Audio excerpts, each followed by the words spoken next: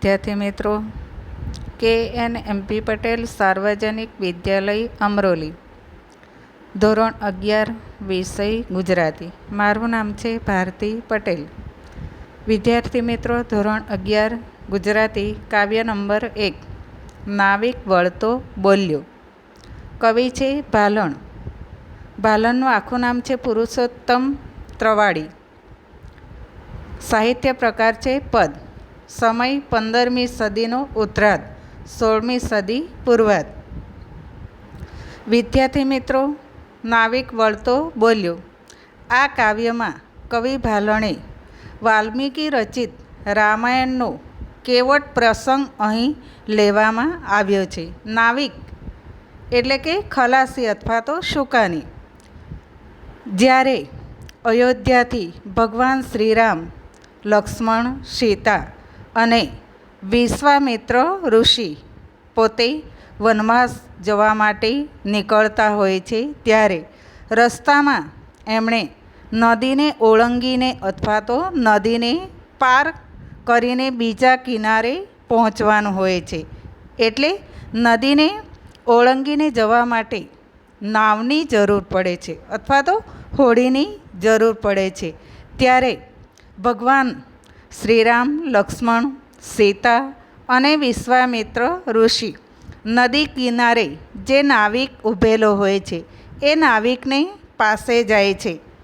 જ્યારે ભગવાન શ્રીરામ, લક્ષ્મણ, સીતા અને વિશ્વામિત્ર ઋષિ જ્યારે નાવિકની પાસે જાય છે, ત્યારે નાવિક પોતે ભગવાન શ્રીરામને જ્યારે જોએ છે, ત્યારે તરત જ પોતે મૂંઝવણમાં અથવા તો વિમાસણમાં મુકાઈ જાય છે। કારણ કે એમણે ભગવાન શ્રીરામ વિશે ઘણી બધી વાતો સાંભળેલી હોય છે।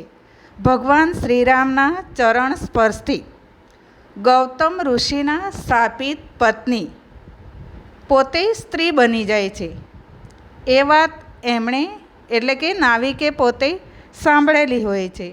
એટલે નાવિક પોતે રામ, લક્ષ્મણ, સીતા અને વિશ્વામિત્ર ઋષિને પોતાની નાવમાં બેસાડવા માટે તૈયાર થઈ જાય છે, પરંતુ ભગવાન શ્રીરામને પોતાની નાવમાં બેસાડવા માટે તૈયાર થતા નથી। કારણ કે નાવિકે ભગવાન શ્રીરામ વિશે ઘણી બધી વાતો સાંભળેલી હોય છે કે ભગવાન શ્રીરામના ચરણ સ્પર્શથી ગૌતમ ઋષિના શાપિત પત્ની ફરી પાછી જીવી સ્ત્રી બની જતી હોય છે। એટલે નાવિક પોતાના મનમાં વિચારે છે, જો ભગવાન શ્રીરામને હું પોતાની નાવમાં બેસાડીશ તો મારી નાવ પણ સ્ત્રી બની જશે। એક પત્ની તો મારા ઘરે છે અને બીજી મારી નાવ પણ સ્ત્રી બની જશે, તો બંને સ્ત્રીઓનું હું કેવી રીતે ભરણ પોષણ કરીશ? એ વિચાર એના મનમાં આવતો હોય છે। જો મારી હોડી સ્ત્રી બની જાય તો મારી આજીવિકાનું સાધન અથવા તો કમાવાનું જે સાધન છે એ કમાવાનું સાધન પણ છીનવાઈ જશે। હું કેવી રીતે મારા ઘરનું ભરણ પોષણ કરી શકીશ? નાવિક પોતે મૂંઝવણમાં મુકાઈ જતો હોય છે। ત્યારે વિશ્વામિત્ર ઋષિ પોતે નાવિકના મનનું સમાધાન કરાવે છે, નાવિકને એનો ઉપાય બતાવે છે। નાવિકને વિશ્વામિત્ર ઋષિ પોતે જણાવે છે કે ભગવાન શ્રીરામના ચરણને અથવા તો પગને પહેલાં તમે ગંગાજળ લઈ આવો અને આ ગંગા જળથી ભગવાન શ્રીરામના ચરણ અથવા તો પગને તમે ધોઈ નાખો, તો ભગવાન શ્રીરામના ચરણ એટલે કે પગમાં ચોંટેલી જે રજ અથવા તો ધૂળ હશે એ ધૂળ ગંગાજળથી ધોવાઈ જશે અને તમારી નાવ અથવા તો હોડી પણ સ્ત્રી બનતા અટકી જશે। વિશ્વામિત્ર ઋષિ નાવિકને અથવા તો ખલાસીને આ ઉપાય બતાવે છે એટલે તરત જ નાવિક પોતે ગંગાજળ લઈ આવે છે અને આ ગંગાજળથી ભગવાન શ્રીરામના ચરણ અથવા તો પગને ધોઈ નાખે છે. વિદ્યાર્થી મિત્રો, હવે આપણે કાવ્યનો પરિચય મેળવીશું. ત્યાર પછી કાવ્યની દરેક પંક્તિની સમજ મેળવીશું. કાવ્ય નંબર 1, નાવિક વળતો બોલ્યો. કવિ છે ભાલણ. આખું નામ છે પુરુષોત્તમ ત્રવાડી. સાહિત્ય પ્રકાર છે એનો પદ. સમય 15મી સદીનો ઉદ્રાત અને 16મી સદીનો પૂર્વાર્ધ. ભાલણનું આખું નામ પુરુષોત્તમ હતું. જ્ઞાતિએ મોડ બ્રાહ્મણ હતા. અટક ત્રવાડી હતી. એમનું વતન પાટણ હતું. સંસ્કૃત તેમજ વ્રજ ભાષાનું જ્ઞાન ધરાવતા હતા. 10મ સ્કંદમાં આવતા વ્રજ ભાષાના પદ કવિએ પોતે રચેલા હોય એવું લાગે છે. ગુર્જર ભાષા તરીકે ગુજરાતી ભાષાને ઓળખાવનાર ભાલણે ગુજરાતી કવિતામાં કડવાબંધ આખ્યાનોનો સ્થિર પાયો નાખવાનું કાર્ય કર્યું. એમના આખ્યાનોમાં પહેલી વખત ઉથલો કે વલણ વગરના કડવા જોવા મળે છે. એથી તે આખ્યાનના પિતા તરીકે ઓળખાય છે. પૌરાણિક આખ્યાનોમાં તેઓ મૂળ કથાને વફાદાર રહે છે. મુખ્યત્વે આખ્યાન કવિ, પદ કવિ અને અનુવાદક તરીકે જાણીતા છે. નળાખ્યાન, જાલંધર આખ્યાન, ધ્રુવ આખ્યાન, ચંડી આખ્યાન, મૃગી આખ્યાન, રામ વિવાહ જેવા આખ્યાનો તેમણે રચ્યા છે. તેમની યશોદાઈ કૃતિ, કાદંબરી તેમજ 10મ સ્કંદ અને રામ બાલચરિત સવિશેષ ધ્યાનપાત્ર છે. પ્રસ્તુત કાવ્યના કેન્દ્રમાં એમના વાલ્મીકી રચિત રામાયણનો કેવટ પ્રસંગ અહીં રજૂ કરવામાં આવ્યો છે. અયોધ્યાથી વનવાસ જવા નીકળેલા રામને નદી ઓળંગવા હોડીની જરૂર પડે છે. હોડી અથવા તો નાવની જરૂર પડે છે. લક્ષ્મણ સીતાને નાવમાં બેસાડવા નાવિક તૈયાર થાય છે.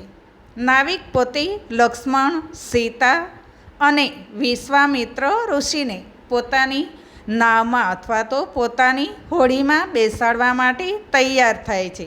પણ રામને નાવમાં બેસાડવાની ના કહે છે. ભગવાન શ્રીરામને પોતાની નાવ અથવા તો હોડીમાં બેસાડવાની ના પાડે છે. નાવિકે સાંભળ્યું કે ઋષિના શાપથી પથ્થર બનેલી અહલ્યા રામની ચરણરજથી જીવી સ્ત્રી બની ગઈ છે. હવે જો રામની ચરણરજ હોડીને સ્પર્શે તો હોડી પણ સ્ત્રી બની જાય એવી ભોળી સમજ નાવિકને મૂંઝવે છે. નાવિક પોતાના મનમાં વિચારે છે કે રામની ચરણરજ એટલે કે એના ચરણ સ્પર્શથી અહલ્યા જાણે કે એક સ્ત્રી બની ગઈ હતી, તો મારી હોડી પણ ભગવાન શ્રીરામના ચરણ સ્પર્શથી સ્ત્રી બની જશે. એ મૂંઝવણ એના મનમાં થાય છે.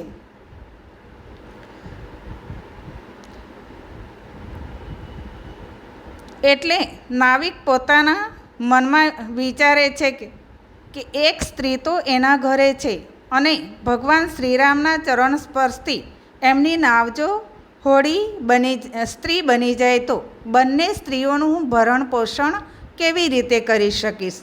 આજીવિકાનું એકમાત્ર સાધન હોડી છીનવાઈ જાય. ગુરુ વિશ્વામિત્ર નાવિકની મૂંઝવણ દૂર કરવા વચ્ચેનો માર્ગ એટલે કે વચ્ચેનો રસ્તો બતાવે છે અને કહે છે. તેઓ નાવિકને ગંગાજળથી રામના પગ ધોવા કહે છે, જેથી રજ ધોવાઈ જાય, ચરણ સ્વચ્છ થાય અને હોડી સ્ત્રી બનતા બચી જાય.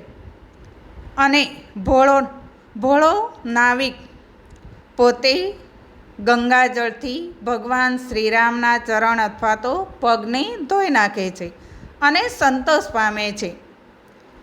પોતાના મનમાં જે મૂંઝવણ હતી એ મૂંઝવણ જાણે કે દૂર થઈ જાય છે.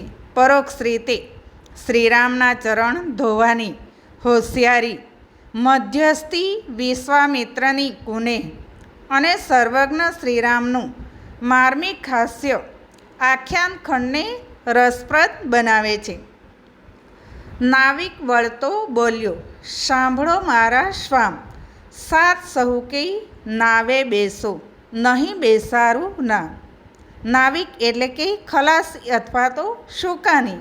વળતો બોલ્યો એટલે કે સામો. સ્વામ એટલે કે અહીં સ્વામી અથવા તો નાથ, ભગવાન શ્રીરામ માટે શબ્દ લેવામાં આવ્યો છે. સહુકો, સહુકો એટલે કે સૌ કોઈ. નાવે એટલે કે નામાં. બેસાડવું એટલે કે બેસાડવું.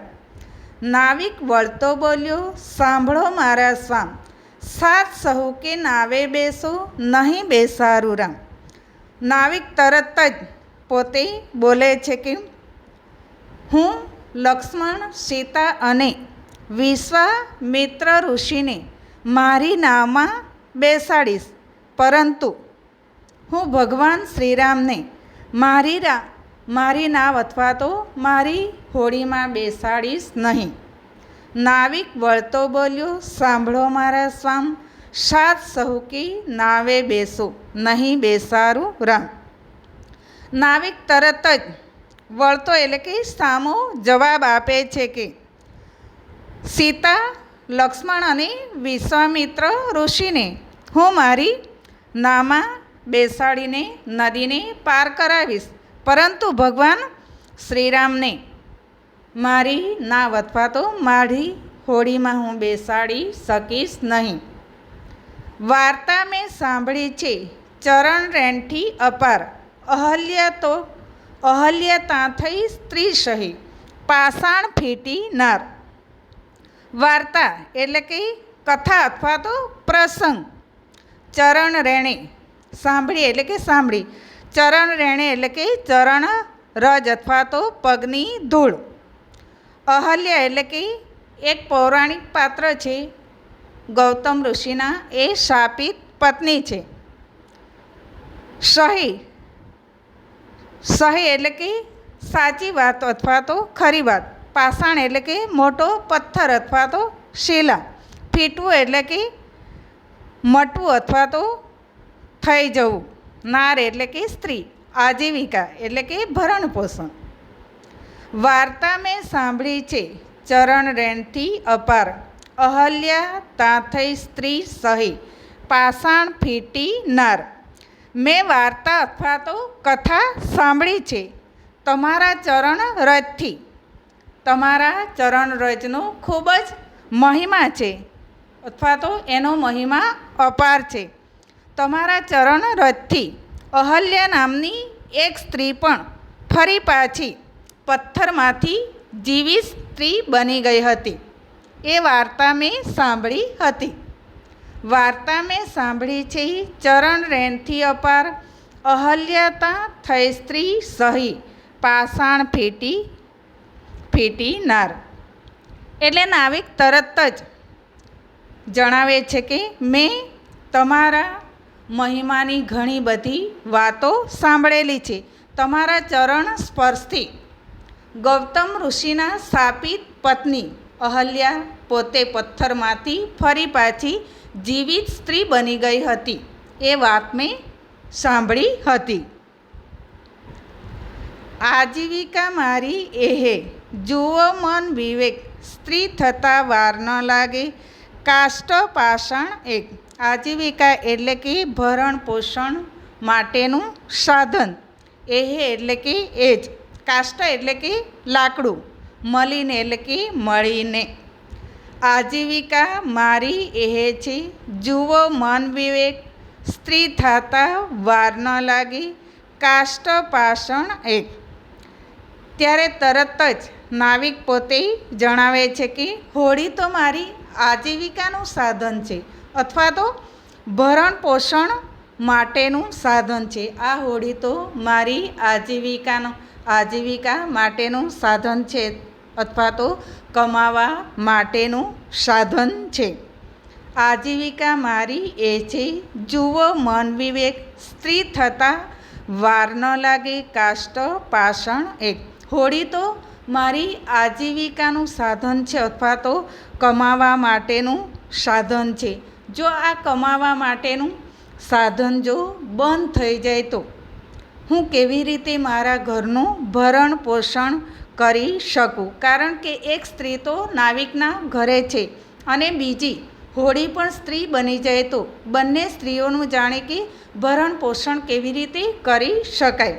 એટલે નાવિક તરત જ જણાવે છે કે ભગવાન શ્રીરામને જો મારી નાવ અથવા તો હોડીમાં બેસાડવામાં આવે તો ભગવાન શ્રીરામના ચરણ સ્પર્શથી મારી હોડી પણ સ્ત્રી બની જાય તો મારે એક સ્ત્રી તો ઘરે છે અને આ બીજી હોડી પણ સ્ત્રી બની જાય તો બંને સ્ત્રીઓનું મારે ભરણ પોષણ કેવી રીતે કરી શકાય અને મારી આજીવિકાનું સાધન અથવા તો ભરણ પોષણ માટેનું સાધન પણ જાણે કે છીનવાઈ જાય. આજીવિકા ભાંગે મારી, આગે એક સ્ત્રી છે ઘેર, બે મળીને શું જમે, હું શી કરું તાપેર.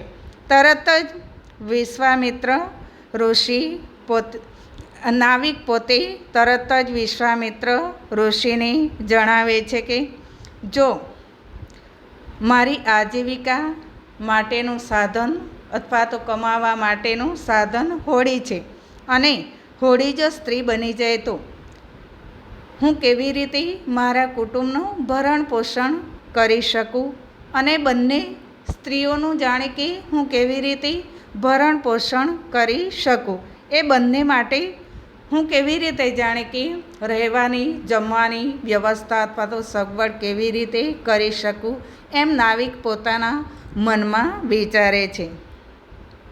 હસી વિશ્વામિત્ર બોલ્યા, ચરણ રેણે સ્ત્રી થઈ તે માટે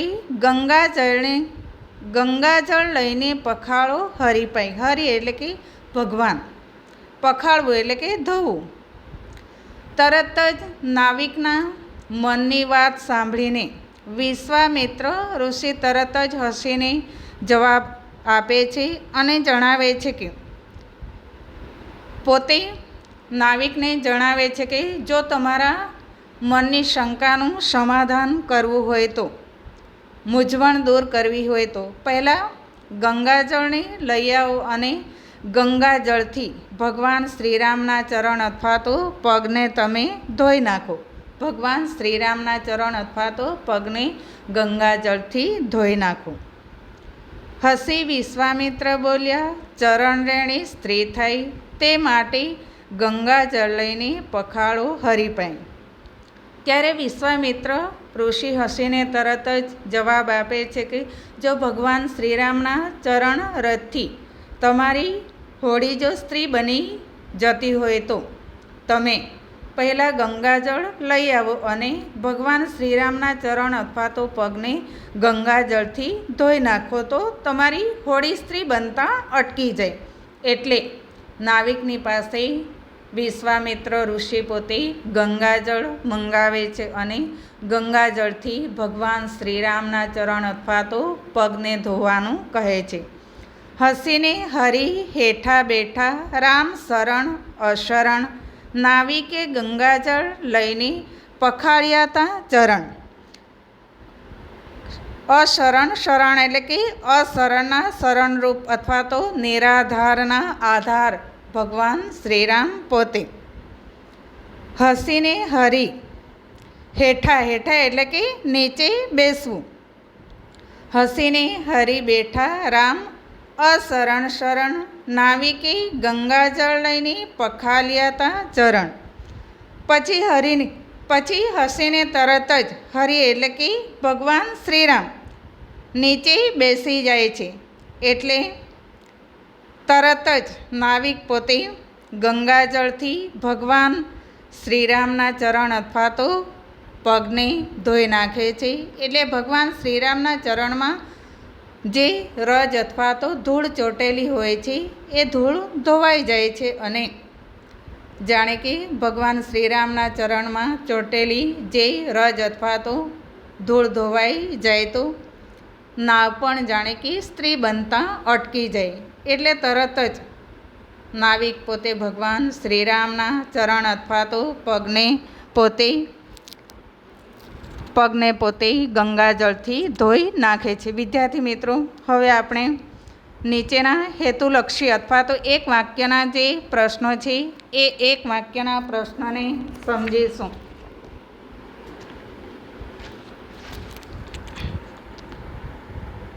નાવિક કોને કોને નાવમાં બેસાડવાની સંમતિ આપે છે?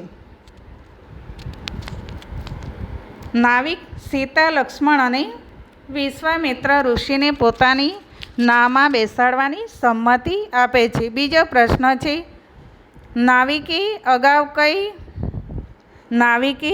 અગાઉ કઈ બાબત વિશે સાંભળ્યું હતું? શ્રીરામના ચરણ સ્પર્શથી. જવાબ છે શ્રીરામના ચરણ રજના સ્પર્શથી પાષાણ એટલે કે પથ્થર પણ સ્ત્રી બની જાય એ વાત વિશે નાવિકે સાંભળ્યું હતું. આગળનો પ્રશ્ન છે, નાવિકાની આજીવિકા શાને લીધે જતી? આગળનો પ્રશ્ન, અંતે કોણ નાવિકના મનનું સમાધાન કરે છે? અંતે શ્રીરામના ગુરુ વિશ્વામિત્ર નાવિકના મનનું સમાધાન કરે છે. નાવિકે શાના વડે ભગવાન શ્રીરામના ચરણને પખાડ્યા? નાવિકે ગંગાજળ વડે ભગવાન શ્રીરામના ચરણને પખાડ્યા. કવિએ શ્રીરામને કેવા કહ્યા છે? કવિએ શ્રીરામને શરણના અશરણ એટલે કે નિરાધારના આધાર કહ્યા છે. વિદ્યાર્થી મિત્રો, નીચેના પ્રશ્નો આપેલા છે સ્વાધ્યાયના. એ સ્વાધ્યાયના પ્રશ્નોને પણ તમારે નોટબુકમાં વ્યવસ્થિત રીતે લખી લેવાના છે.